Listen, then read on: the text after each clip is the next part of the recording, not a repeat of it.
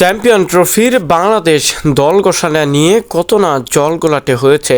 বাদ পড়েছে বাংলাদেশের সবচেয়ে বেশি এখন সময়ে ফর্মে থাকা লিটন কুমার দাস, তাকে নিয়েও সামাজিক যোগাযোগ মাধ্যমে উঠেছে ঝড়। সর্বশেষ ঢাকার ম্যাচে যেভাবে তিনি সেঞ্চুরি হাঁকিয়েছেন, সেটাতে যেন দর্শকরা তাকে দলে ফেরানোর জন্য পাগলপাড়া হয়ে গেছেন।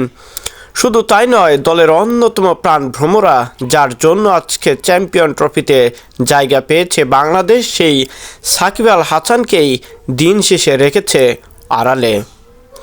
সাকিব যে বাংলার ধ্রুবতারা, বাংলার ক্রিকেটের নক্ষত্র, তার হাত ধরেই যে এসেছে এত শত সাফল্য, তাকে নিয়েই যেতে আমাদের এতটা গর্ব। চ্যাম্পিয়ন ট্রফি থেকে যেখানে বাদ পড়তে যাচ্ছিল, সেই সাকিব আল হাসানই নাকি চ্যাম্পিয়ন ট্রফিতে জায়গা করে দিয়েছেন নিজের দেশকে। চাইলে ঠিক সেখানেই যেন বাংলাদেশের স্বপ্নটা ভঙ্গ করে দিতে পারতেন, কিন্তু তিনি চেয়েছেন দেশের স্বার্থে নিজেকে বিলিয়ে দিয়ে দেশকে আরও একটা পর্যায়ে নিয়ে যেতে। চ্যাম্পিয়ন ট্রফিতে দল ঘোষণা নিয়ে কিছুটা বিঘ্নতা সৃষ্টি হলেও বাংলাদেশের ম্যাচের সূচি প্রকাশ করেছে আন্তর্জাতিক ক্রিকেট সংস্থা আইসিসি।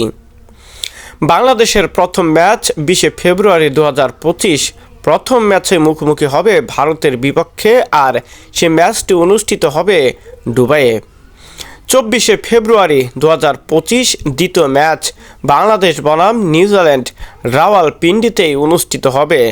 এরপর প্রথমার্ধের শেষ ম্যাচ 27 ফেব্রুয়ারি 2025 বাংলাদেশ বনাম পাকিস্তান রাওয়ালপিন্ডি স্টেডিয়ামেই পাকিস্তানের বিপক্ষে লড়বে টাইগাররা।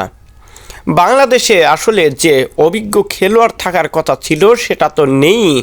যাদেরকে নিয়ে দল সাজিয়েছে, অনেকেই মনে করেছে সবার আগে সফরটা শেষ করতে পারবে টাইগাররা। এছাড়াও তিনটি প্রতিপক্ষ দল ভারত, নিউজিল্যান্ড, পাকিস্তান, তাদের বিপক্ষে আশা অনুরূপ কোনো ফল অর্জন করতে পারবে কিনা বা দর্শকদের কোনো সান্ত্বনা দিতে পারবে কিনা, সেটার দিকেও নজর রাখা প্রয়োজন।